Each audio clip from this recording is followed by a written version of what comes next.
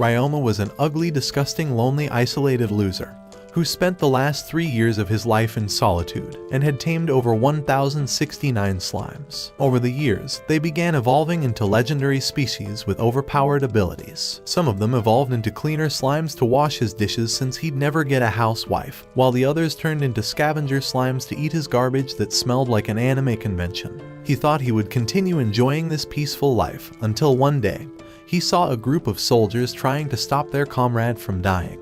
When Ryoma tried approaching them, the soldiers nearly executed him on the spot, but Ryoma tried telling them that he had medicine for their friend. However, after years of not speaking to anyone, he was barely able to form words, but the soldiers tried trusting him and gave his medicine to their fallen comrade, bringing him back from the dead. Relieved to see him alive, he invited them back to his apartment, but as they walked closer, they saw his horde of slimes and were ready to attack. However, Ryoma tried telling them that they were his familiars, so the soldiers thought he was weird as they backed off and continued walking along with him. When they got to the edge of the cliff, Ryoma activated his magic sigil to reveal the secret entrance into his home, and let their fallen comrade sleep on his bed. As they stared around his home, one of the soldiers realized that there was only enough furniture for one person. As Ryoma came back to give them more medicine, they wondered just how a kid was living alone in the mythical forest, so their leader introduced himself as the Duke Reinhardt and thanked him for saving his friend after he was stabbed by bandits. However, he wondered where he learned how to create those magical healing potions, so Ryoma tried telling him that he learned it from his grandparents. But since they passed away 3 years ago, he'd been living alone, as no villager would ever accept an outsider into their village. Feeling bad for how he's been alone all this time, one of the soldiers decided to show him a magical crystal ball that would reveal whether he was a criminal or not, and show them his hidden skills. As he grabbed the sphere, the mage saw that he wasn't a criminal, but told him that he lacked all combat skills and was weaker than a girl. However, when Ryoma went away to make them some food, the mage showed the ball to the rest of the soldiers. Among his overpowered skills, they were shocked to see that he had the mental pain resistance skill maxed out, making them realize that he might have been living a horrible life this entire time. Before long, the men were finally about to return to their city, but as they walked away, Ryoma felt a pain in his chest after lying to them about his grandparents existing. Because 3 years ago, he was an ugly, underpaid, and overworked salaryman, until he got a heart attack and was teleported to the heavenly dimension. But when the gods asked him if he was upset, he told them that he was waiting until the day he would get isekai'd anyway. Every day of his miserable life, he would work for a black company where he would stay up all night working overtime for no pay, and without any days off. He wondered who they were, so Gain told him he was the god of creation, with Lulu Tia being the goddess of love, and Kyufo being the god of life, so Ryoma wondered if he was inside an isekai anime. This guy's onto us. The gods told him that they decided to end his miserable life because of how ugly his face was, and give him a new life with another ugly face again. However, Ryoma wondered how that was fair. After all, his face was only deformed because his boss broke hundreds of bottles into his head, and he endured pain from his toxic dad for 20 years to help his mother, just for him to lose all of that progress in an instant. So Gain told him that he brought him here to rub even more salt in his wound, and reincarnate him as an ugly child. But to make it up to him, the gods decided to take a portion of the Earth's magical power to infuse it into his body. Before sending him into the other world, the gods made him sign an NDA after falling for their crypto scam, and told him to enjoy his life as a broke loser again, opening the gate into the new world. Before he knew it, he was reborn into his new body and saw the book of knowledge that the gods had left for him. On the last page of the book, he saw all the legendary skills that the gods had gifted him, so he decided to try them out on a tree, and slashed the entire tree with just a kick of his foot. Wondering how he's going to control his strength, a random slime approached him, so he decided to try and tame it by reading the book. Immediately, he started releasing the energy inside of him to cast a taming sigil around the slime, making it his first familiar. As they set out for miles together, Ryoma decided to spend the rest of his life researching slimes. 2 weeks after he had seen Reinhardt's lackeys, Ryoma was counting the number of slimes he had gathered, and saw the soldiers coming back to see him, but also found his main love interest. Reinhardt's father introduced himself as Reinback along with Reinhardt's plot-filled wife Elise, but the only person he wanted to meet was their daughter Illyria. However, when she introduced herself, the Rizz Lord panicked and said that he's a man of culture and spends his free time as a Discord mod. Even the grandpa laughed and called his face ugly, but he was shocked to see just how many slimes he had. And when Illyria asked him how he fit them into his house, he began showing her their superpower. Before her eyes, 100 slimes began jumping on top of each other until they merged into a single giant slime. But Elise was shocked as no one's ever tamed a big slime in history. However, Ryoma told her that it was merely 100 slimes that were combined together, so she told him that he was the first person to ever solve the greatest taming mystery. The butler told her to get her beautiful hands off his stinky, disgusting body, so he decided to invite them into his house, and commanded his slimes to shrink before going inside. To reward him for saving his friend, Reinhardt gifted him a golden clock since he had no way of keeping track of time. But he revealed that Illyria wanted to tame her first slime. However, she wasn't sure which one she would be able to tame on her first try, so Ryoma tried teaching her about all the slimes. He began showing how the scavenger slimes ate all of his trash, while the cleaner slimes could do the job of the useless ugly maids they brought along with them. They wondered if they could clean the toughest stains, so Ryoma told them that the only thing it couldn't clean was that ugly look on their faces. However, he thought they wouldn't have been this ugly if they played the sponsor of today's video, Girls Frontline 2 Exilium, a brand new 3D strategy RPG that features a non-photorealistic rendering art style based on physically based rendering technology. If you ever wonder what it's like to be stuck in a post-apocalyptic world, where you take the role of the commander and lead badass tactical dolls through contaminated zones, then Girls Frontline 2 is the perfect game for you. And during this Aphelion Time limited event, commanders can receive special rewards by clearing event stages and participating in the event game mode, Boundary Push, on top of having a weekly reset 3-layer zone system and crystal collection system strategic elements. You'll also get 30 targeted access permissions and 10 access permissions. And you can play the Assault Simulation, a rail shooter minigame packed with T-doll action. In addition, you'll receive collapse pieces to power up your gear, rare cultivation items to boost your tactical dolls, and event-specific drops that'll make you overpowered. On top of that, you'll get to lead fan-favorite Klukai through contaminated zones teeming with secrets, danger, and high-stakes missions. With her by your side, forget about losing battles, because enemies will trip at the sight of her 2 massive weapons. If you manage to acquire the targeted procurement banner, you'll snag elite T-dolls and their signature weapons that'll turn the tide of battle, featuring increased drop rates for Klukai and Macchiato. And you can even get limited time discount skins like Macchiato's Embroidered Bamboo, Blooming Shadows, at a discount in the Outfit Boutique. And with the refitting room, you can customize new tactical dolls with weapons and animations, while the dormitory builds affinity through gifts and dispatch missions. New dolls integrate through upgrades and bonding, enhancing combat and immersion in this tactical world. This isn't just about shooting, it's about strategy, uncovering conspiracies, and forging bonds with your squad in a beautifully rendered 3D world. So what are you waiting for? Click the link in my description to participate in the in-game event to claim Klukai's new outfit, Speed Star, for free. You'll be badass, and you won't have to worry about having a miserable life like Ryoma's ugly ass who spent 2 lifetimes alone because no one wanted him. However, he shoved his hand into the slime to show them that it really wouldn't have an effect on them, since he's already tried to clean the ugly from his face but it never worked out. Damn!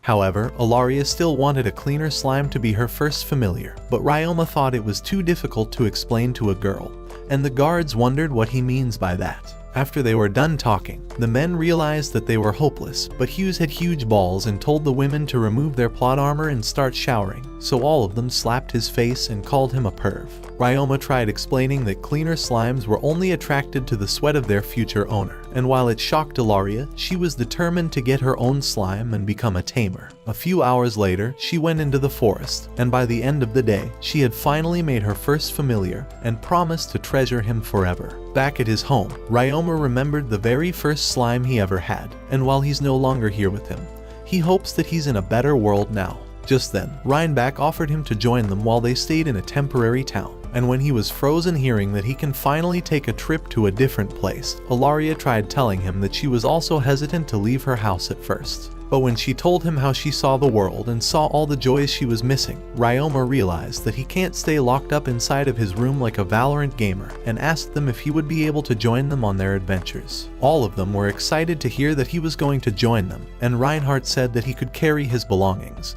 but Ryoma revealed that he had the Void Box. Even Reinhardt was shocked to hear that he possesses the unique Void Box skill, as only a single person in the world can own it. And Elise told him to forget about her daughter because she'll teach him anything he wants to know. What do you mean by that?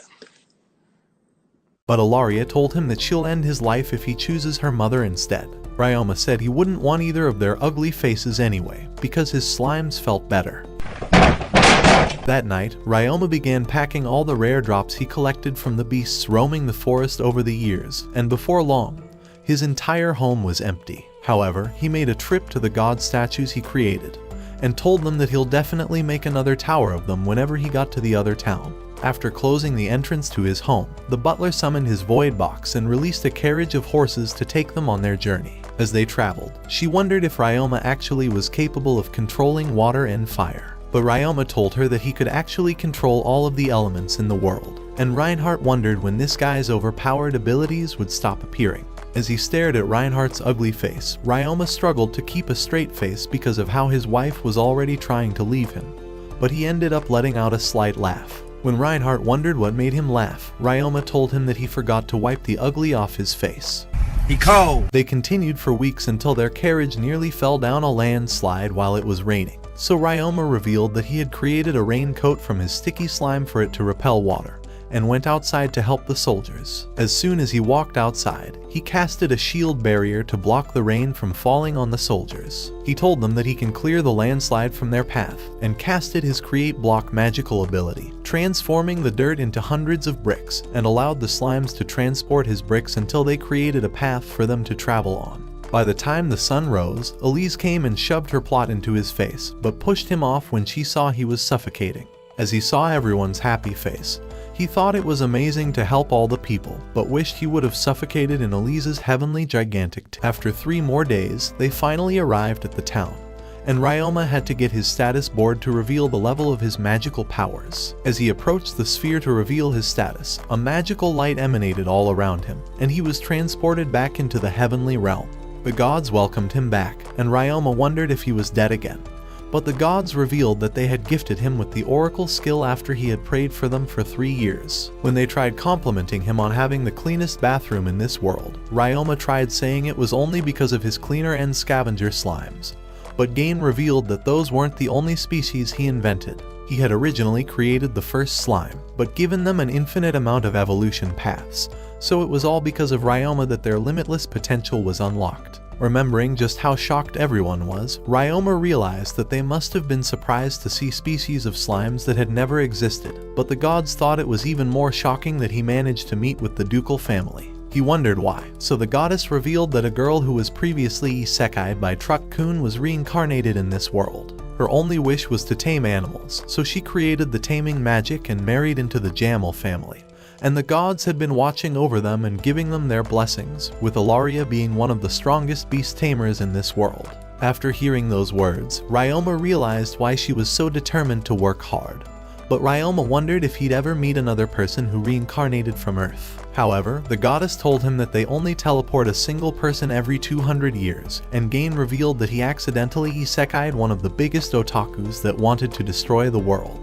However, he was such a loser that he ended up just sitting home and sulking in depression after not being able to watch aniclimax videos. They were glad that Ryoma wasn't a villain like him, and told him that the god of art and war had also given him their blessing, but started teleporting him back into his world, telling him to talk to them whenever he needed something. After waking back up, the priestess told him to keep his stats a secret, and walked away. As he looked at his magical abilities, he realized that he had been given the beloved child of the gods title. When he finally left the room, the grandpa told him to conceal his powers, as the nations of the world would try to exploit them with his young age. So in order to avoid being defenseless, he told him to register with the Tamers Guild. But Ilaria wondered what his magic capacity was. Ryoma revealed that it was 198,000.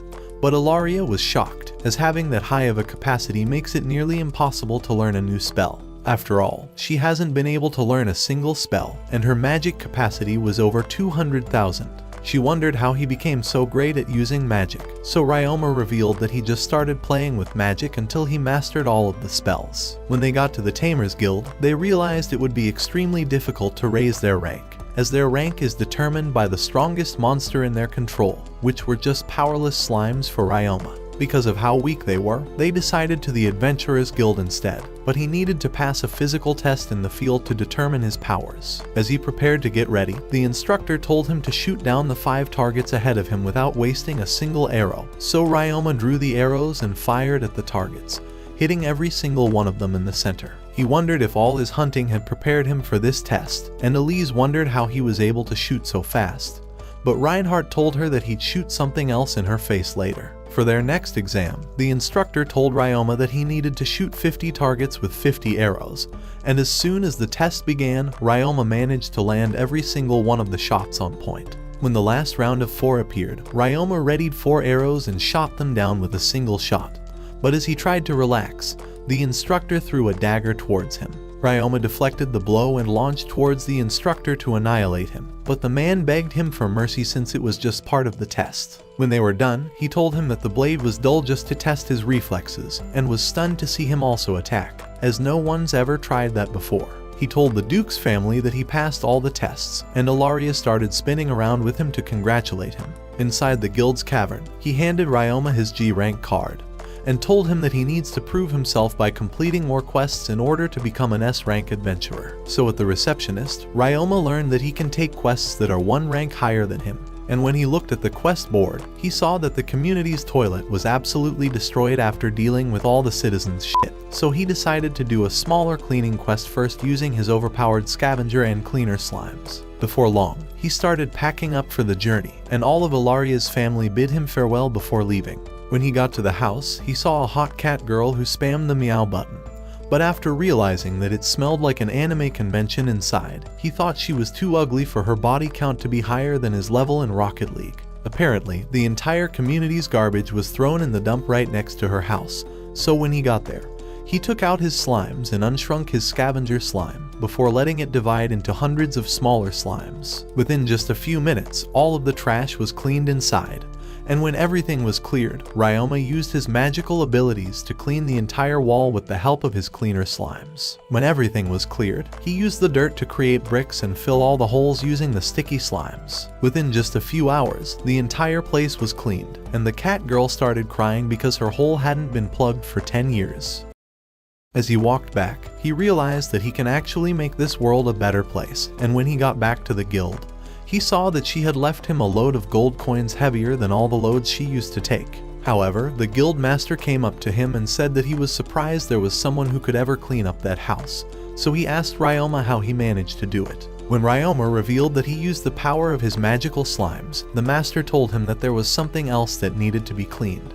But Ryoma already knew that it was the community's toilet. Hearing that he'd already known about it, the master went on to reveal that the government stopped funding the people's sanitation after they began going bankrupt, so the toilet was completely destroyed before long since no one wanted to work without pay. Remembering how he was exploited as well in his previous life, Ryoma wanted to help by cleaning it with his powers, but he also wanted to ask Reinhardt's family if they would help him out. At their house, Ryoma told them about how the government had been cutting funding, but this was the first time Reinhardt's ever heard of it, so he told his butler to investigate the corruption in this city. The following morning, Ryoma got to the 30 community toilet pits and summoned all of his cleaning slimes. From his item box, he took out all of his cleaning clothes and had a slime cover his face from the odors. After opening the door, all the scavenger slimes started rushing in, and after a few hours of eating all the bullshit, Ryoma washed the place using his magical powers and sanitized it by boiling the room.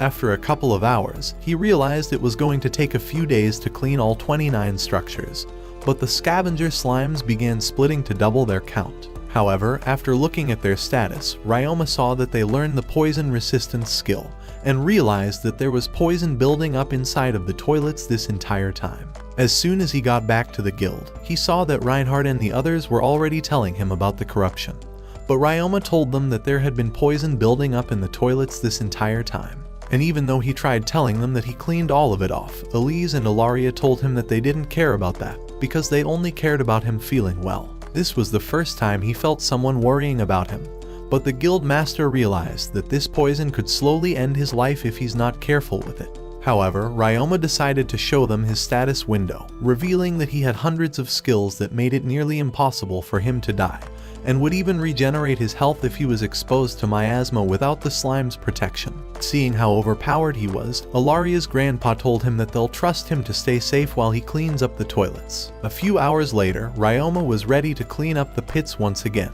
But this time, he combined the new 1000 slimes that split into a king scavenger slime, allowing him to use the gluttony skill that finished the job in just an hour instead of 3. After a few more hours of cleaning the toilets, the Duke's family were worried about Ryoma, so they brought him food and drinks since he wasn't going to come home. When the nighttime approached, the adventurers wondered why he was still working even through the night.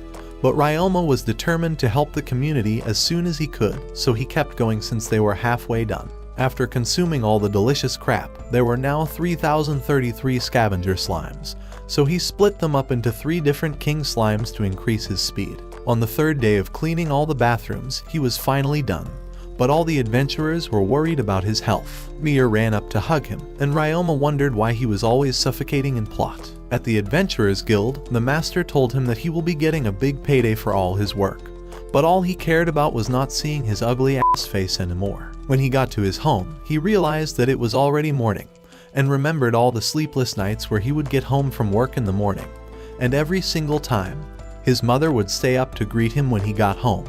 All of that changed when his mother died, and even though he was supposed to be sad, no tears ever came out. Instead, he only felt a big hole in his heart when he got inside his empty home after work. And even though it was lonely at first, it started being normal as he realized that he can't get back what he lost. As he opened the door, he saw how all of them were waiting for him, and when Ilaria asked him what was wrong, tears started flowing down his face. They wondered if he was sick, but he told them that he was just remembering something from the past, when his family used to always wait for him from when he got home.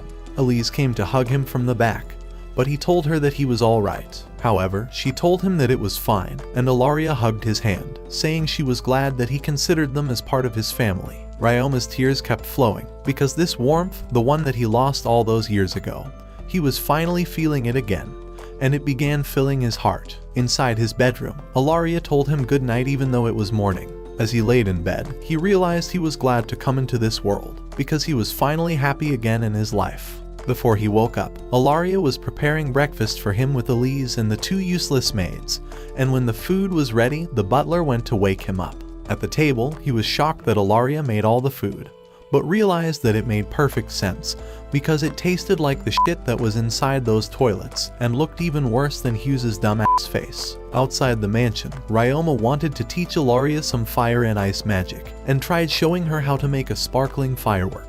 However, it made her sad seeing how it faded out, so he decided to teach her some water magic instead. Using a circle he made in his hand, he began blowing bubbles into the sky, so Ilaria decided to try it out as well. As she added some sticky magic to it, her bubbles began forming, but they popped right away, so she tried imagining the green slime in her hands as she casted more bubbles. This time around, the bubbles didn't pop, so Ryoma tried showing her that he can make an even bigger ball to play with, and Elise thought that this ball was bigger than Reinhardt's. As they kept bouncing it around, Ryoma was glad that she was actually having fun with magic, but told her that he wanted to show her something even cooler. He began casting water inside the bubble, and started causing it to fly using his wave magic. And with his water control, he began changing the shape of the water to turn it into a fish that started swimming across the sky. All of them thought it was amazing how he could control this magic, and Ilaria thought that she could finally have some fun playing with magic. While she was playing on her own, Ginger Boy Camille wanted to teach him some attack magic, so he casted a fireball and turned it into a fire arrow that blew away at the cliff. Ryoma decided to try imagining the fire arrow as well, but his explosion was bigger than Camille's. But that wasn't the only thing he had bigger than Camille's, because his water magic along with his ice arrows, fire walls, and tornadoes were all bigger than Camille's. After having mastered all of his spells, the butler decided to teach him some space magic.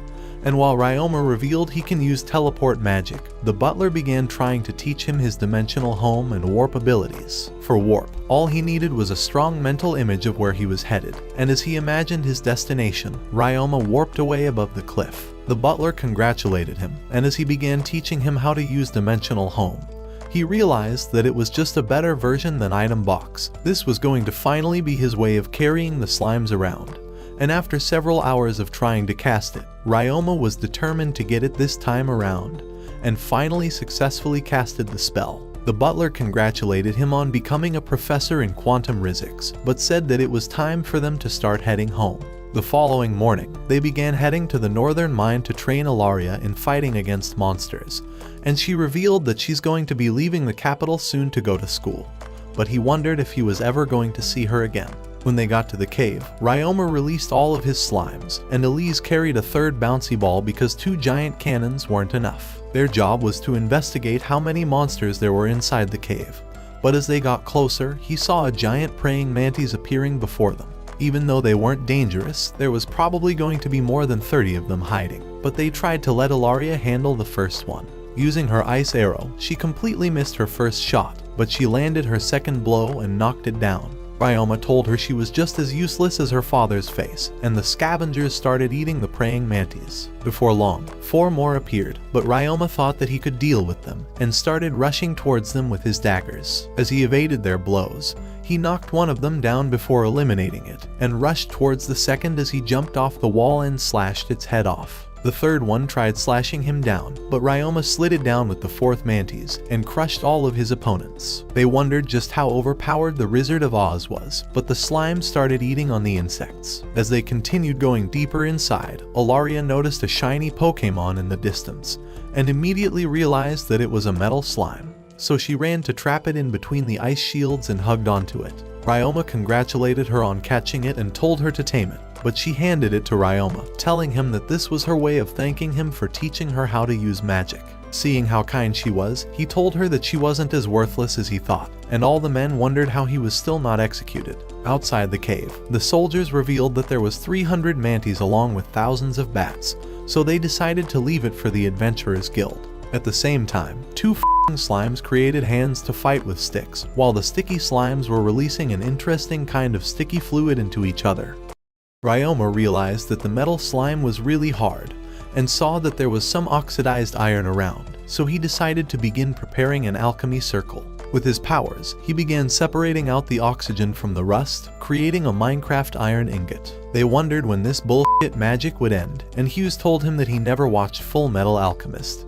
But it was probably worse than Reinhardt's face. Ilaria thought it was the most beautiful thing she's ever seen because she's a gold digger, but her grandfather tried telling him that there was a person he needed to visit. When they got back to town, they visited a trading company where Ryoma demonstrated that he can convert red soil into iron.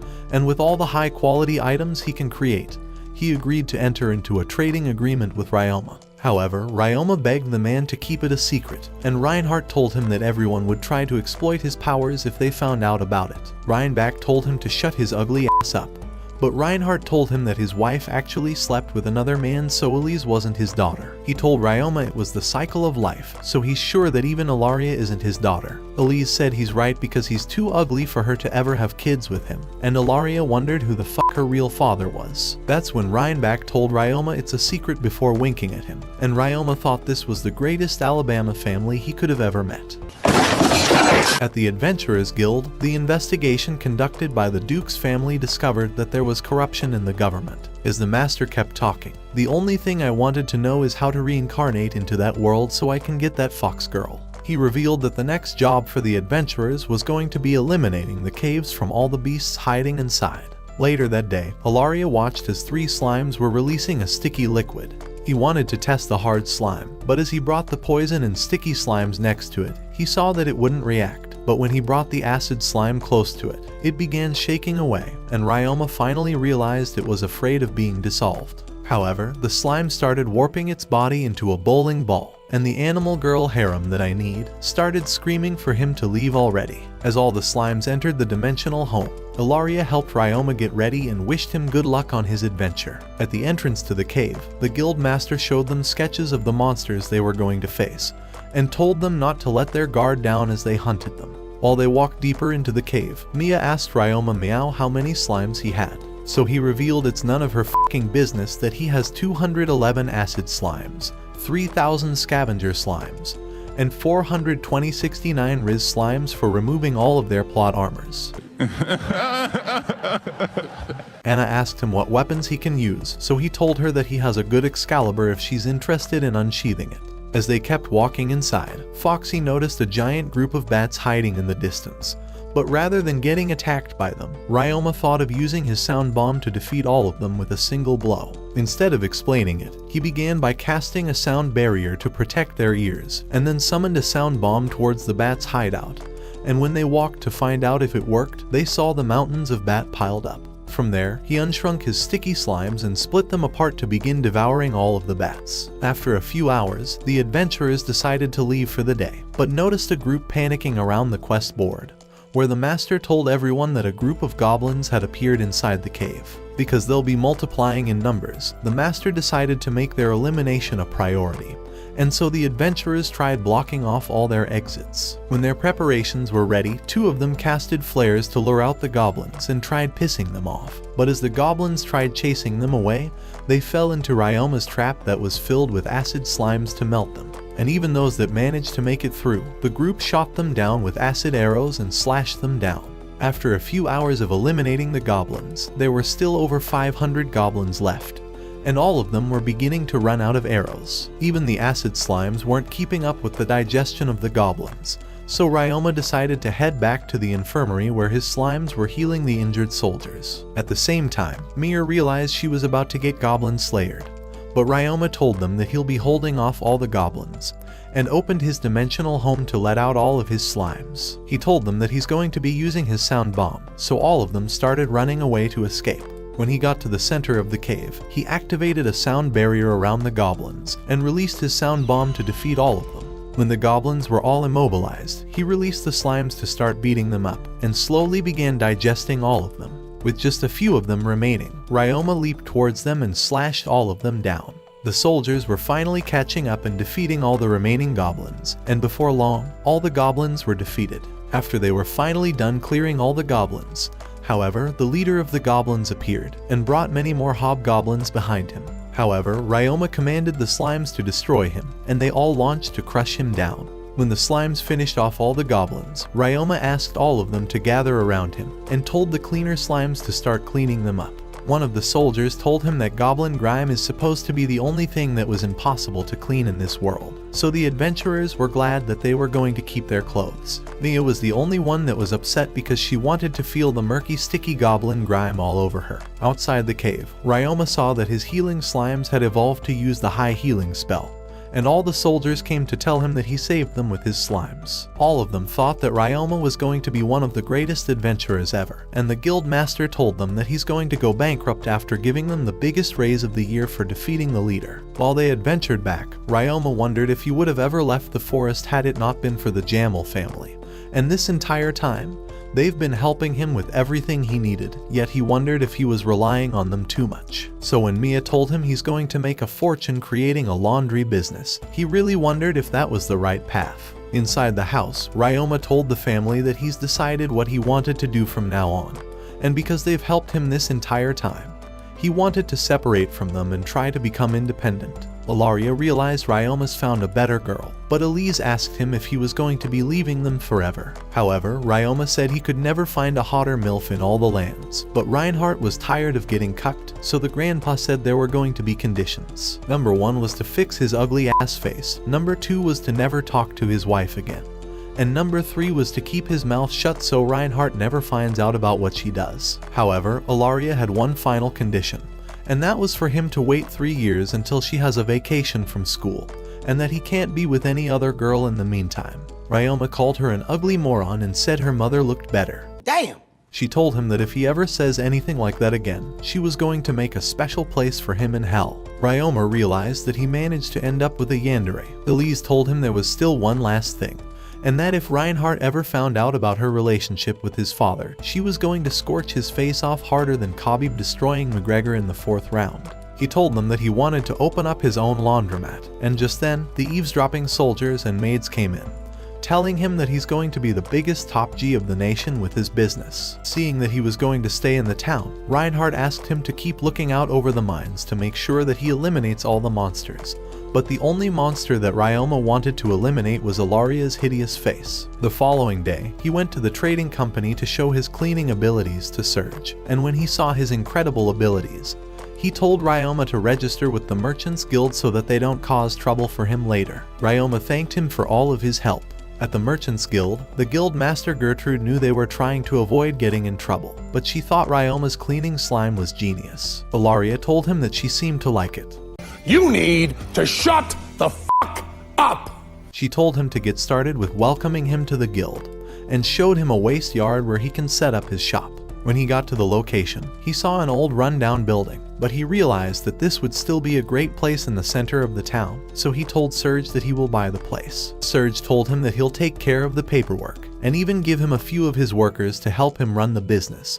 So in return, Ryoma promised to only buy resources from him to help him out. Over the following days, he had the scavenger slimes eat up all the overgrown weeds, while the acid slimes began dissolving the old building away. He wanted to build a dormitory for the workers on top of that, so he started laying the foundation and created a basement from concrete. Before long, the slimes helped him set up the stone walls, and before it started raining, they had already finished the outside, and the soldiers were helping Ryoma set the tile flooring. This was their way of helping a friend that's constantly saved them, and they assured him that this wouldn't count as relying on them, as friends are always there to help each other. When the rain stopped, he had Mia handle the white paint since she's handled a lot of white sticky liquid before in her life, and they started painting the walls. While she painted the walls, she congratulated Ryoma on reaching rank E, after raising his monster elimination count from the last job. But he told her she'd be at S rank if the guildmaster considered her actual body count. Hot Foxy Girl appeared and told him that she'd gladly help him along with her cheetah friend. But Bunny Girl only cared about eating carrots. Eventually, they were finally done with the painting of the outside, but when Ilaria told him that the outside of the shop looks ugly, Ryoma told her that her face is even uglier. Together, they started putting plants in the dirt, but Ilaria asked him why he worked so hard. However, Ryoma told her that this was nothing compared to his old workplace, but when she realized how he was just as young as her, she tried asking him what he used to do before they met. Ryoma realized that he can't say he was a CS major that never showered, so he told her that he used to create dolls back in the day. Ilaria thought it was amazing, and wanted to see the types of dolls he created, but Ryoma used to create anime girl figurines for salty biscuit games, so he didn't know how to explain it to her. As they walked throughout the town, Ryoma was planning on having a party and inviting everyone to his laundry place. But before they did that, he decided to stop by at the church first. When he was alone, the sphere activated, and Kyufo welcomed him back to their realm. But Ryoma noticed that Gain and Lulutia weren't around, so he tried telling him that they were busy making Truck Kuni Sekai another poor victim. Apparently, they got so distracted that Lulutia was shopping around like a basic girl, while Gain was enjoying the greatest mosh pit of his life. Because their world lacked entertainment, Kyufo himself tried traveling all around the world, but their time was already up, and Kyufo told him not to overwork himself because his younger body is starting to regress his mind backwards. At that moment, Ryoma realized that he was starting to act more like a kid, but he thanked Kyufo for his advice before leaving. The following day, he invited all of the people he knew to his opening party, even the ugly hag at the guild. Before long, Serge was bringing his 2 managers to work for Ryoma while he was preparing the food for the party, and when they walked inside, they realized that it was incredibly clean for a shop built by a kid. When they finally came out, Serge tried introducing his new assistants, so Carla and Callum both introduced themselves to him. Serge told him that they used to be his assistant managers, so Ryoma went on to try and show them how to do their job. First, the customers needed to buy a sack to put their clothes inside of it, and while there were different sizes, they can be reused as many times as they would like. The price they'll charge will depend on the size of the sack, and after accepting their payment, they will hand them a little piece of wood so they can claim their laundry back. After that, they will take the dirty clothes to the area of the cleaner slimes, but the 2 of them wondered if the cleaner slimes were actually as effective as they were supposed to be. So to show them how good they were, he put a soiled shirt into one of them, and after it was cleaned, the metal slime turned into a rolling pan before the sticky slimes folded it up and placed it away. And because there's no water being used, there would never be a need to buy dryers, so he told them to ask him if they were confused about anything. However, they kept responding with monotone words, so Ryoma wondered if they were sad a little kid was their boss. He went on to show them the break area and the restrooms, along with the dorms where they can sleep, but they just continued responding to him with a single word. By the time he was done, all of his friends had gathered for the party, and the slimes began serving them drinks while Mia stared at the white food and wished she could have something else that was white. Ilaria asked him how he was, so Ryoma told her he was a lot better before seeing her face. What did he say? When he tried addressing all of his visitors, he realized that no one used to listen to him in his previous life. But when he began giving his speech, Mia started crying while spamming the meow button. He thanked all of them for helping him get this far, and they all congratulated him on finally opening up his shop. As the slimes were helping the others, Mia was excited to get the white murky liquid soup. The master wondered what this dirty ugly mole-ass old hag was doing here, so she told him to worry about his wife who's sleeping with his soldiers. Poor guy got clapped and begged her to stop roasting his ass, but when his assistant wanted to know the details, the grandma started telling her about how badly he was getting cheated on. But the master begged her to stop embarrassing him. When his assistant was gone, she told him to know his place from now on, because unlike him, Ryoma has a bright future ahead of him for being a good guy, and told the master to watch over him. Both of the attendants realized that he's earned everyone's trust, but their gloomy faces continued as they saw the slimes cleaning all the dishes and eating all the garbage. Ryoma asked Reinhardt if he enjoyed the food, and he told him that it was better than the horrible expensive food he used to eat at noble parties. When everyone was done eating, Ilaria came around to give them dessert, and after a few hours, everyone was gone while Callum and Carla cleaned up the place. He wondered if they would want to keep working with him starting tomorrow, so they decided to tell him the truth. At first, they were worried about a kid running a business using slimes, but after seeing how he brought happiness to everyone around him, they were sure that they could believe in him and wanted to stay and help him grow. However, they told him that they needed to remain professional, as the nobles like to spread their mouths wider than Elise spreads her leg. In the morning of the next day, Ryoma wondered if he was actually going to get customers on his first day, and his two assistants came with a cheerful look this time around. Before long, the shop was finally open, so Ryoma was off to tell the Adventurers Guild.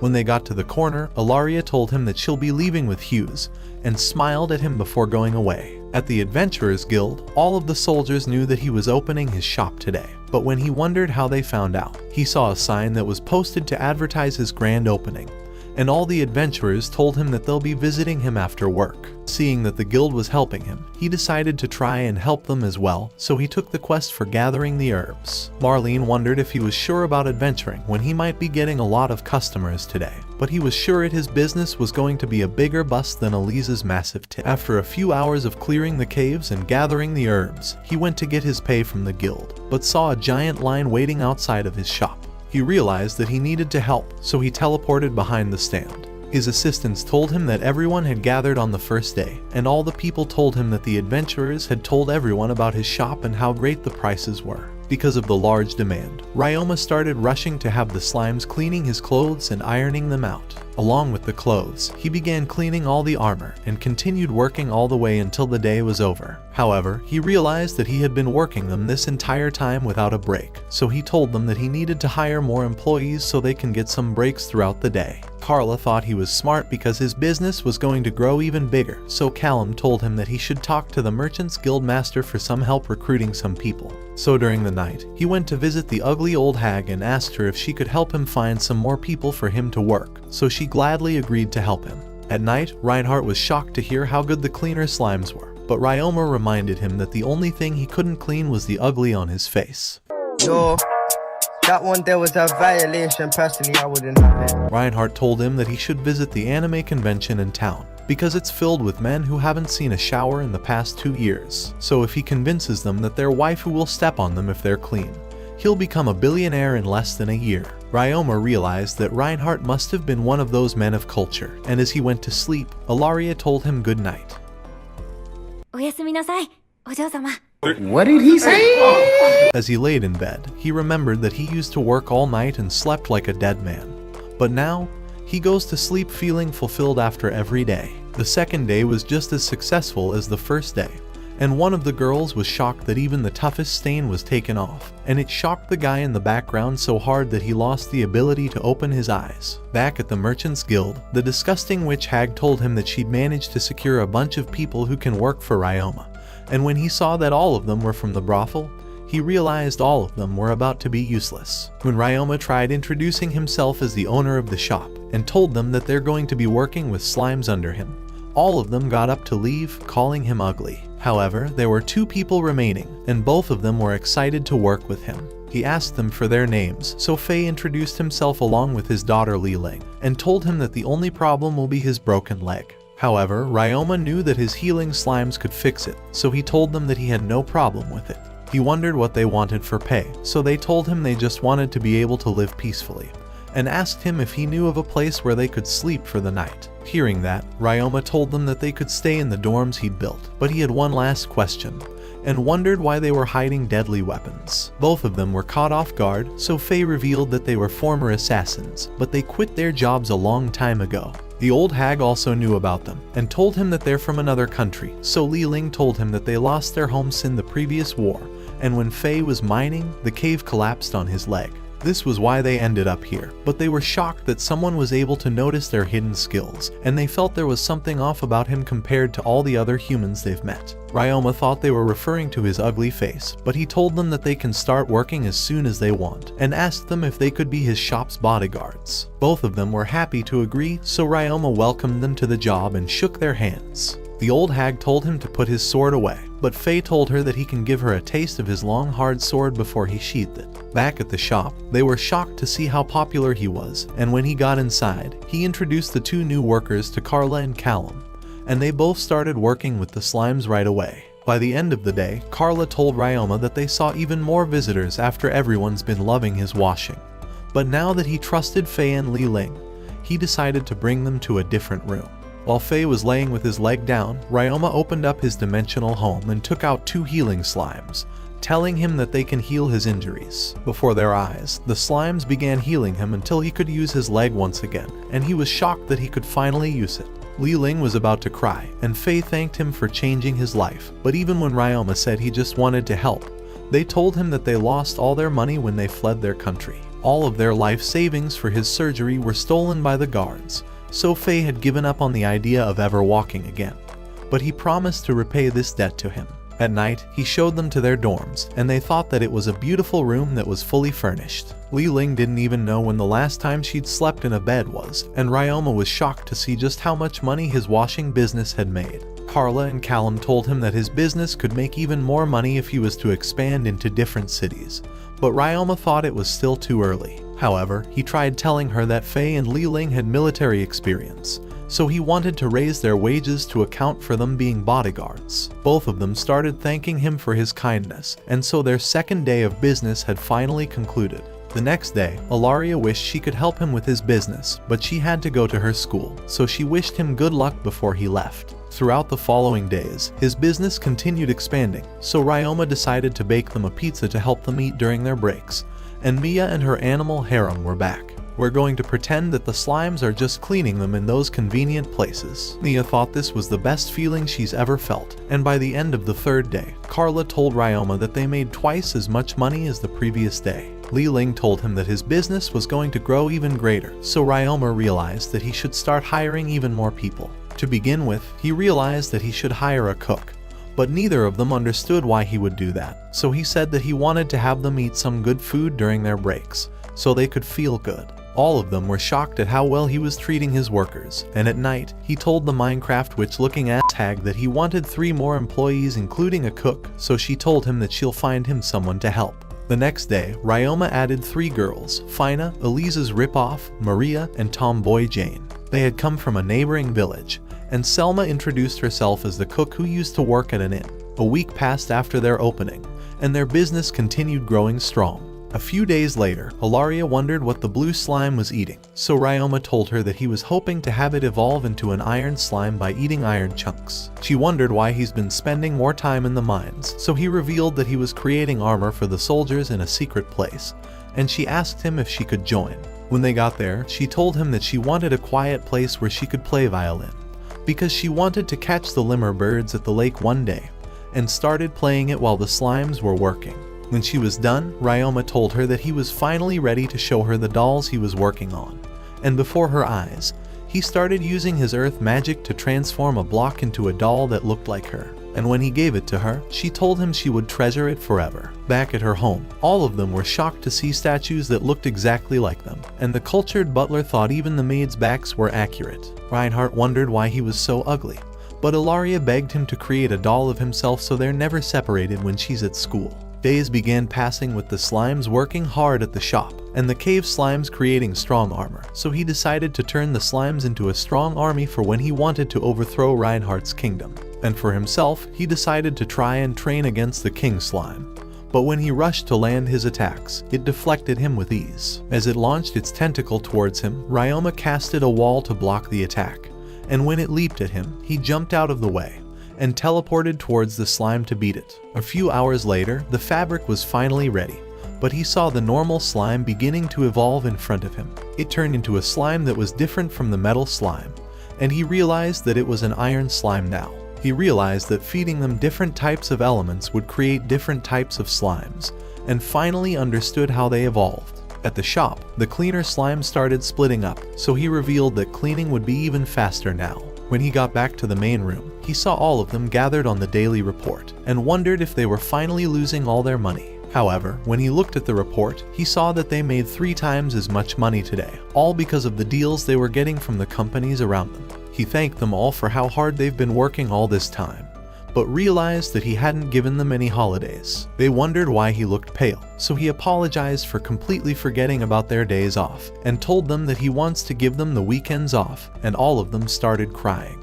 Carla told him that it's extremely uncommon to get days off work, and they had all apologized to their families because they were never coming to see them. Fina told him that most workers would exploit them with little pay, and even risk their safety, so Ryoma told them that the job of this place was to run a clean business, pun intended, because he wanted all of them to feel safe. By the next day, he was back to seeing Marlene for more quests, but she told him that she had a special quest for him today. Outside the Pier of Sikkim, there was a party that caught a special type of new slime, but even the Tamers Guild refused to buy it. He realized that this was his chance to buy a new slime, and adventured off to the place where they were selling it. Inside the abandoned shop, he realized he was on the wrong side of the town, but approached a group of men drinking PG grape juice. He introduced himself as a tamer and adventurer, but one of them called him a pathetic kid playing pretend. When his friend tried apologizing on his behalf, Ryoma told him he knew the story about how useless they were at selling a slime, but Scene picked him up and was ready to pummel him down. However, he started crying and said he felt like an idiot for coming all the way from their homeland to sell a slime that couldn't be sold. Ryoma realized this is why you drive sober or get pulled over. When his friends took him away, their leader asked Ryoma why he came here, so Ryoma told them that he wanted to buy the slime. They were shocked to hear that he wanted to buy it, but the Tamers Guild said it was worthless, so they asked him how much he wanted to pay for it. Because of that, Ryoma told them that he wanted to see the slime first, and after the guy brought it back, Ryoma saw that this was the first liquidy slime he'd ever seen. After closing the lid, Ryoma told them that he'll pay extra for this, and offered them 2 gold coins. The men wondered whose rich-ass family he was born into, but took his money without any questions. When he got to the cave, he decided to release the slime and activate the taming contract. So using his magic, he tamed the slime and discovered that it was a bloody slime, and he realized that it must feed on animals' blood. After releasing it on a rat, he saw the slime going inside the rat and sucking all of his blood out before coming out. He realized that this would be extremely useful for eating animals, and welcomed it to his family. After a few more days of running the shop, Elise was finally back in the story for plot development, and she told Ryoma that he was going to learn how to connect his sensations with a familiar like the birds they've brought. Although they wanted to share sensations with slimes, Reinhardt told them that they wouldn't be able to sense anything, so they were even more worthless than Elise in bed.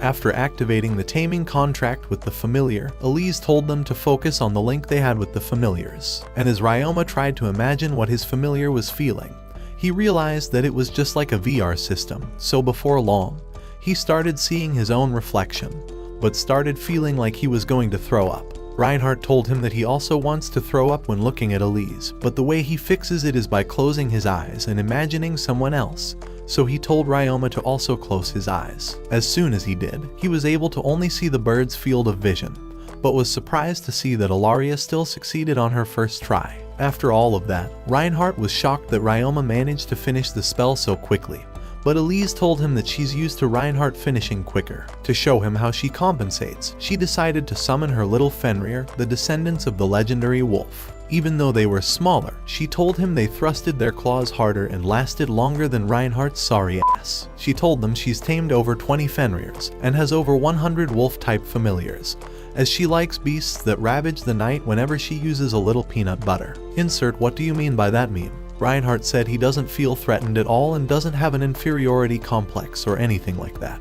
But Elise reminded him that he used to brag about his sword because he was compensating for the one he's hiding. Lord have mercy on Reinhardt. This bitch hates her husband and roasted him to ashes. Let's confuse the fake fans among us by spamming Rip Reinhardt after all the violations he's endured. The fake fans would never expect it. Ilaria wondered what was on Ryoma's mind, so he told her that he was tired of having to tell her that he doesn't care about what she says. Elise revealed that her father had 20 dragon familiars, so he revealed that after taming their leader, all of his followers were tamed by him as well. After a few more days of selling all the water-resistant clothes, the Grell frog outbreak was finally about to start, and Ilaria was determined to catch the lemur birds that appeared at the lake. As he spent the night playing the guitar, he thought about how Ilaria wanted to catch the birds. Just then, however, he realized that she would be leaving him after that day, but continued playing his sadness away. When the day finally arrived, they saw hundreds of lemur birds all flying around hunting the Grell frogs. At the same time, everyone was hunting for the frogs to get rich off of them.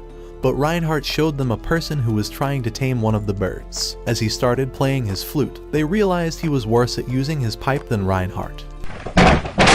After thinking his music was straight up garbage, the adventurer tried attacking the birds, but they flew away and began releasing their wind cutter attacks towards him.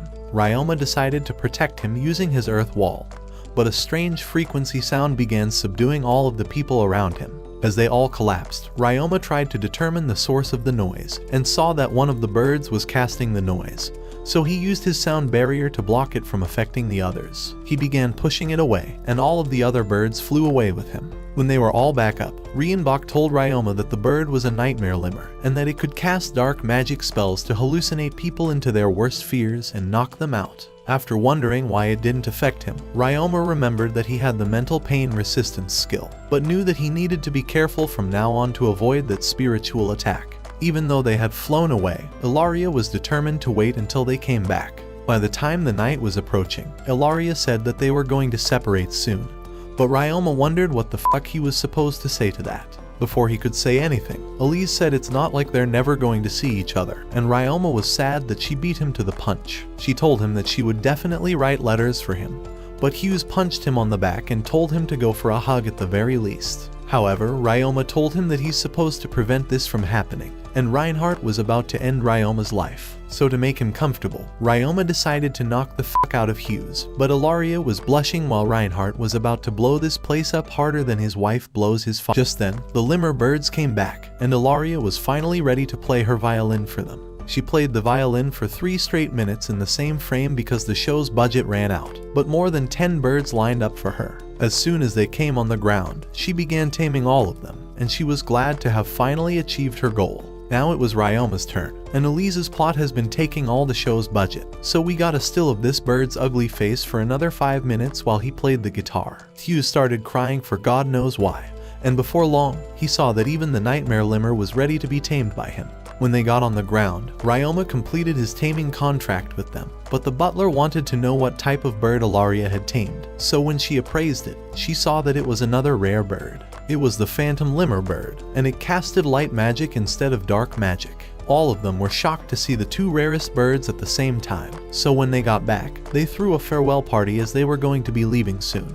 And as Ilaria played her flute, Ryoma realized that their travels were almost over. Before he went to sleep, Ryoma asked Ilaria if she had any friends at her school, but she told him that she didn't. Most people were afraid of people who held massive amounts of magic, and when a boy tried teaching her how to use magic one day, she accidentally froze him. And even though she unfroze him right away, everyone thought she did it on purpose and started avoiding her. After telling him her story, she wondered if Ryoma was afraid of her now, but he told her that he would never be afraid of her, as she didn't want to harm anyone after all. However, he wondered if she thought he was a weird homeless loser, but she told him that she wouldn't ever think of him like that. Before leaving, she told him that she wanted to give him one last thing, so Ryoma opened the box and saw a ruby necklace inside. It was the one she received on her 10th birthday, and it held an immense amount of magical power. He thought it was too expensive for him to accept it, but she told him that she wanted him to just hold on to it for the time being. That way it can protect him until they see each other. Ryoma realized that he'd been calling her an ugly bitch this entire time while being a cold-hearted moron. So to make it up to her, he decided to give her a cleaner and scavenger slime, and told her that she's not so ugly after all. She started laughing at his gift, and told him that she'll take care of his precious familiars, because he was the one who was ugly this whole time. Ryoma thought he deserved that, and so their final night passed away. When the morning came, all of them wished Ryoma goodbye, and it hit Elise the hardest because she was going to miss him. Ilaria told him to start calling her Elia before leaving, and told him not to forget about her. She told him that she won't be saying goodbye, but will be saying see you instead. After that, she ran away to her carriage, and they started leaving. When she was far away, she was sure she'll see him again, and began playing her flute. A few weeks later, when Ryoma arrived at his shop, he noticed another long line outside, but as he apologized for arriving late, he revealed that he had lost track of time while studying his slimes. However, Jane, Fina, and Maria were already attending to all the customers, but when Carla met him inside his office a few minutes later, she began wondering why he was still sticking around, and told him that he was showing up too early for work. She thought he was doing all of their work every time he showed up early, and as she explained that they needed the opportunity to train new workers, she asked him to rely on them. As Ryoma agreed to do so, they began hearing laughter from the reception. Wondering what it was, they decided to take a peep outside, but realized that Li Ling had tied up two worthless, disgusting losers. The ugly bastards had tried to ruin Ryoma's cleaning business, and had complained that their sparkling laundry wasn't clean enough, even when it looked cleaner than their worthless eyes. However, when they tried to attack the other customers, Li Ling had decided to teach the losers a lesson, and said she would turn them into the police. Carla was glad to see the losers taken away, but Fina wished her hole would be washed until it was cleaner than their laundry. At that moment, Ryoma began wondering if he needed to tighten security, so as he figured out an idea to change the glass, he told Carla that he was heading back to the mines. After arriving, he made the sticky slimes release their liquid to make hardening solution, and used separation circle to remove the moisture. So as the slimes added more hardening solution, Ryoma mixed with the mixture circle once again, and as he removed the moisture, they repeated the entire process, eventually shaping the mixture into a glass sheet. Deciding to test its solidness, Ryoma punched it with enhancement magic, but as he couldn't make a scratch, he thought it would make a perfect replacement for the window glass, and asked the slimes to produce more of it. By the time it was night, they had made several glass sheets, but as Ryoma noticed a green-colored slime, he realized he had never seen it before. Deciding to use his appraisal, Ryoma realized it was a medicine slime, but having no memories of ever contracting it, he began wondering if it evolved. Just then, he discovered it has spear mastery skill, and as he figured it must be a poison slime, he realized that it drank the antidote that fell off from the shelf the previous day. As he wondered what kind of medicines it could produce, the slime released its liquid into small cups. So as Ryoma appraised it, he discovered that it contained the antidote to all the poison and disease in their world, and could even cure your ugliness. Yo, that one there was a violation, personally I wouldn't have it. Noticing an antibacterial medicine, Ryoma realized it was a disinfectant, and as he thought it would come in handy, he realized his broke ass could make a ton of money selling it. The following day, when he arrived for his usual appointment with the gods, he realized that the god's realm wasn't opening. But as he was eventually teleported, a useless god appeared behind him, explaining that he had fumbled when he tried teleporting him, as he barely used his powers. Realizing he was seeing his worthless face for the first time, Ryoma began saying that he came to pay his respects. But when the god told him that his name was Tekun, he said that he was the god of technology and craftsmanship. Noticing his figurines, Ryoma realized it was exactly the same as the ones he made, so Tekun told him that he decided to make a replica so that he could get a better look at it. He had learned that he was from Earth, but even though he thought Ryoma was uglier than other humans on the planet, he admitted that his technique was fascinating, and said he loved to learn every new technique as the god of craftsmanship.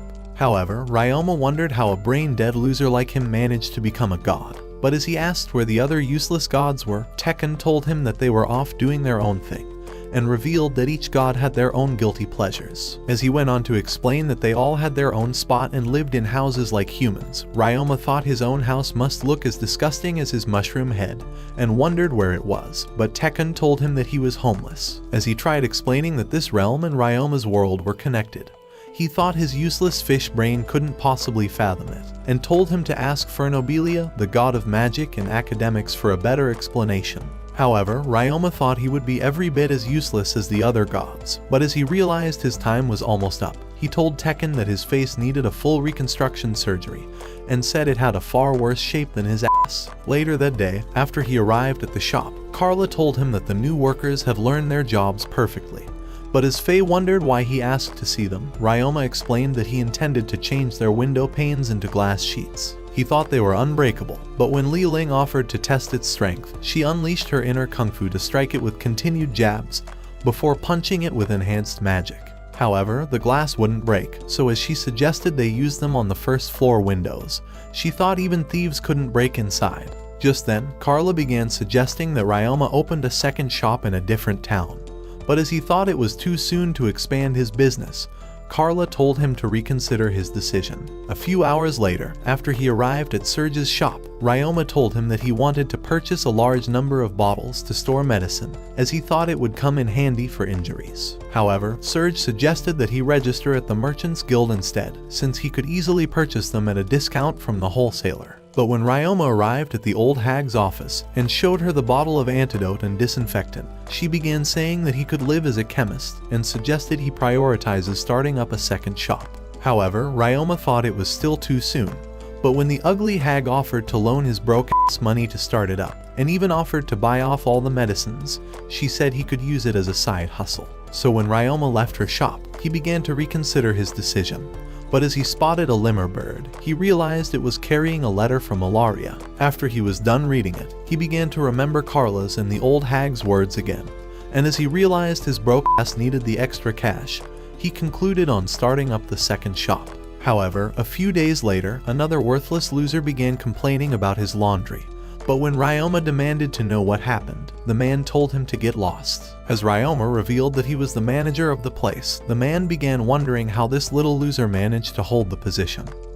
But when he shoved the laundry in his face, he demanded he pay for the damage. However, Ryoma realized that the cloth had been cut through with a knife, so when Ryoma threatened to report him to the authorities, he lunged with a weak punch, but Ryoma used his martial arts skill to flip him on his back. Before long, the loser was taken away, but as Carla told him that she was worried, she wondered why their shop was getting targeted. After all, their cleaning business had no competitors, so as she thought it was definitely suspicious, she told him that she'd ask Callum to investigate it. That evening, after Ryoma arrived in the mines, he began wondering if he should make himself a katana for protection. So as he remembered that katanas were made from Tamahagain steel, he decided to make iron sand, which was part of its necessary ingredients. However, he soon realized that even though he had the knowledge of making katanas, he lacked the technique for it. So he began searching inside his item box, and after taking out a spear he snatched from a bandit, he tested his handling skill and realized that the spear would make a good weapon.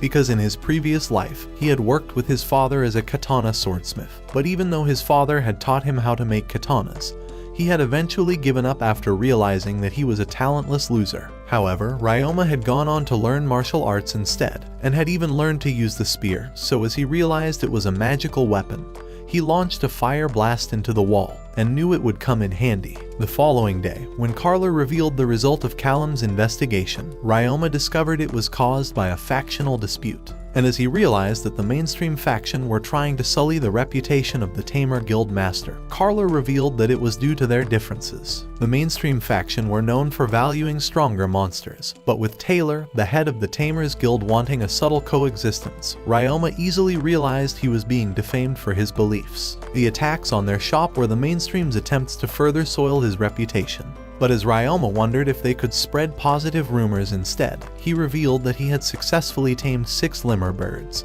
and thought the news would put Taylor in a good light. So the next day, he decided to invite a group of worthless slime researchers. But as the first man, named Kakin, began saying that he intended to stay for as long as possible, a hot MILF named Lobelia promised to be a better manager, and said she would give free service to all the customers. What do you mean by that?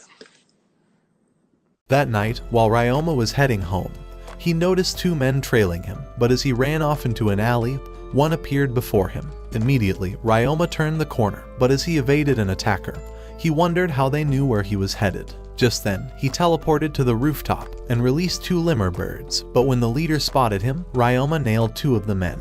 Afraid for himself, the leader tried to escape, but Ryoma nailed him in the back. When he wondered why they were trying to kill him, a bird launched towards him. But as it got annihilated, Ryoma revealed that he already discovered he was tracking him with his tamed monster, and had decided to attack with one of his own. Just then, the guild master arrived with a group of soldiers, and as he explained that he had followed the bird, Ryoma thanked him for coming, but thought his useless face wasn't needed here. The next day, he decided to explain what happened to all his workers, and as he warned them to watch their back, he told Li Ling and Fei to up their kung fu skill. A few hours later at the guild, Taylor decided to ask Ryoma to play defense, and as he explained that it was the best way to capture the mastermind behind the attacks, the ugly old hag offered to teach him a trick. So when it was night again, he easily knocked down a thug, but having already put a dozen others to sleep, the soldiers arrived to arrest them. Using Dimension Home, Ryoma summoned a healing slime to heal their wounds, but as the soldiers were excited that dreadful rumors were starting to circulate about him, Ryoma realized it was the best way to get the killers off his tail. A few days later, after Carla showed their balance sheet, she told him that their profit had skyrocketed by 50%.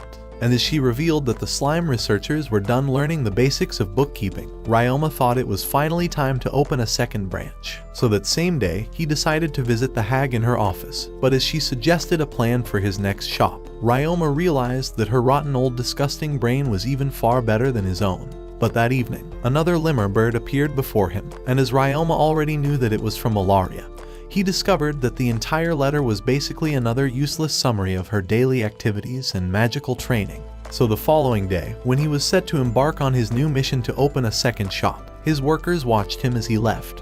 But Ryoma was excited at the thought of achieving another success. A few days later, when he arrived at a new city called Lenaf, he began following an address to a trading company, and as he eventually found it, he discovered it was a large shop.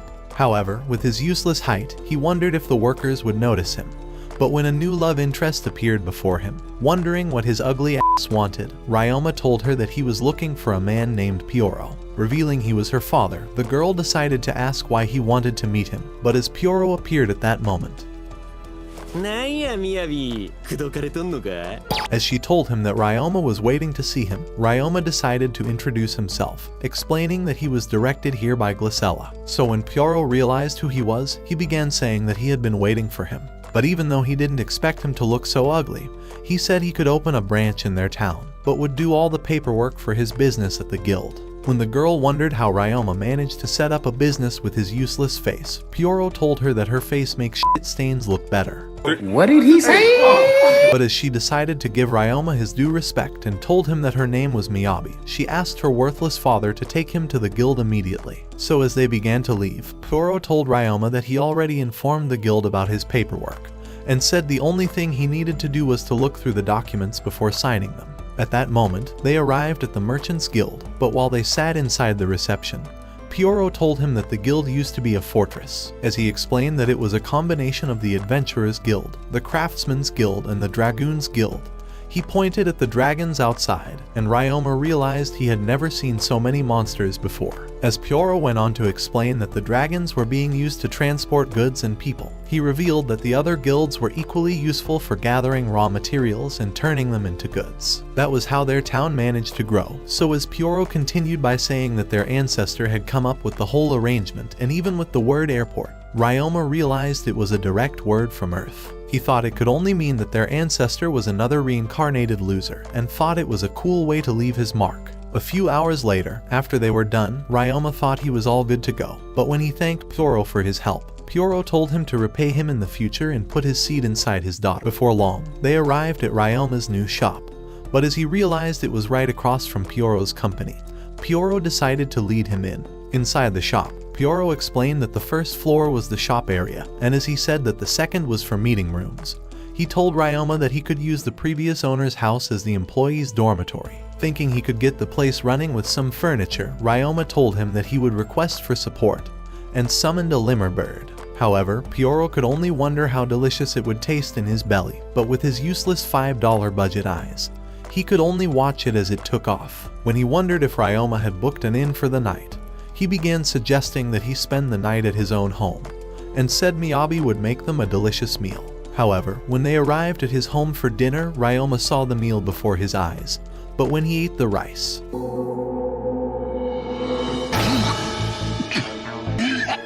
He realized that Miyabi's food tasted worse than rotten fish, but as he decided to forget all about their worthless faces, Miyabi began saying that he was cute for his age. Just then, Pyoro wondered if Ryoma had any plans, so as Ryoma told them that he intended to find work as an adventurer, he revealed that he was actually E-rank. However, Pyoro thought he was too small and ugly to be an adventurer, but as Miyabi decided to explain that there were no E-rank jobs in town, she told him that everyone was afraid because a D-rank smash boar was attacking people inside the forest. Hearing her words, Ryoma realized he had heard about the monster right before reincarnating, because Gain and the other gods had told him about it, with his current identity having been borrowed from the dead people of this world, who wanted him to find the hidden heirlooms in their hometown.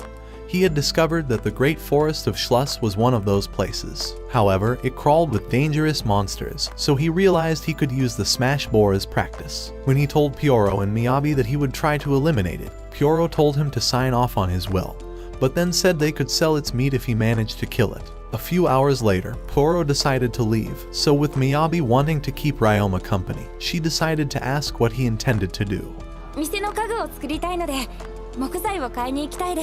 What did he say? By the following day, when Pyoro arrived at Ryoma's shop, his low-budget eyes saw a bunch of slimes cleaning and making the furniture. But as he wondered if his already useless eyes had gotten worse, he realized that Miyabi was seeing the same thing. So when she asked Ryoma how the slimes were able to use tools, he revealed that he had taught them. That evening, Ryoma arrived outside the town for his first E-rank job. But when he commanded his slimes to gather the herbs, a lemur bird appeared before him, and he knew it was another useless letter from Ilaria. But he speed-read this bitch's useless messages that bored him to death, and was glad she was in a different place because he couldn't wait to get away from her ugly bird-obsessed smelling like fish ugly ass. However, he heard a noise from the bushes and saw the smash boar before his eyes. As it chased two adventurers, Ryoma pulled a bow out of his dimension home, but as his shots deflected off its hide, he realized it was too thick. So as they rushed past him, Ryoma decided to confront the beast, and as he punched it on the side, he kicked it all the way back. Even so, the beast charged back, but Ryoma rushed with an enhanced punch, ending it with a single blow that crushed every bone in its body. With the monster dead, the adventurers decided to thank him for saving them. But when the girl named Lori revealed that their injured friend was still inside the forest, Ryoma told them that he could heal her with his magic. Excited at these words, they ran off to the forest, but Ryoma summoned his dimension home to invite his blood slime. When he commanded it to drain all the monster's blood, the slime penetrated its body, and within a few minutes, it had absorbed every single drop. Just then, the adventurers returned, but as Ryoma realized that their wounded friend had suffered a direct hit from the beast, he noticed that a few of her bones were broken. Thinking he could heal her anyway, he channeled the magical power from his healing slime into her body, so as the girl revived, she thanked him for saving her. A few minutes later, Ken decided to repay him with cash, but even though Ryoma told them that he didn't need their money, the broke-ass loser collected it anyway. However, he wished to carry the boar into town, so as he asked if they were willing to help him, the brain-dead losers agreed to. At that moment, Ryoma realized their brains were far more useless than he thought, so as he went on to ask them to be his witness at the guild that he didn't hunt the boar, the losers agreed once again. After arriving at his shop, Pyoro was shocked at the size of the boar, but when Miyabi's ugly face appeared, she began wondering why he didn't run away from the beast. Just then, a man arrived, saying that he was from the Adventurers Guild. But as he revealed that hunting high-class monsters without an officially licensed job was prohibited, he demanded an explanation. However, Ryoma had prepared for this moment and decided to ask the dumbass to explain. So after the losers had testified, the man told Ryoma that he did not violate their regulations and said his useless face could still remain in their city. After he left, Philly began saying that their job here was done, so after they had also gone, Pyoro wondered how the boar should be butchered. Just then, a man revealed that the boar wasn't bleeding, but when Ryoma explained that he already drained the blood with his blood slime, Pyoro began wondering if it could be any worse than his face. However, Ryoma told him that his own face was the ugliest he had ever seen, and said he was so ugly and useless that even the animators gave up when drawing his eyes because they were throwing up the entire time. A few days later, when Carla arrived inside the town, she realized that Ryoma's new shop was in a good spot. But when Ryoma noticed the people next to her, Carla told him that they were their new employees. She had hired them for this new shop, and explained that 2 of the clerks would work as bodyguards while the girl would be their chef. So as Ryoma manned up, he decided to introduce himself as the manager and told them that they could share their ideas if they ever had any. But all of them told him that they were excited to work for him. Before long, they began their duties, and Ryoma explained his intention to expand his business. But Miyabi and Pyoro observed from across the street. So as Ryoma officially opened the shop, Pyoro and Miyabi appeared as his first customers, and having already earned experience for running a business, Ryoma was happy about their smooth start and noticed they were already having regulars. After a few days, he was ready to leave the town, but with his employees having gathered to say goodbye, Pyoro began saying it was time he returned to where he came from. As his employees promised to continue taking care of his business, Selma told him to leave already, but when Miyabi asked him to not die with his ugly ass face, Ryoma told her that her disgusting face was already dead. Before long, Ryoma began walking through the forest, but as another lemur bird descended on his arm, he saw it was another useless letter from Ilaria. Oh shit, here we go again. However, her letters were so worthless that Ryoma decided to just end the video, because he couldn't endure 1 more second of her ugly ass face on the screen. Watch this next video. Till next time, my fellow legendary plot masters.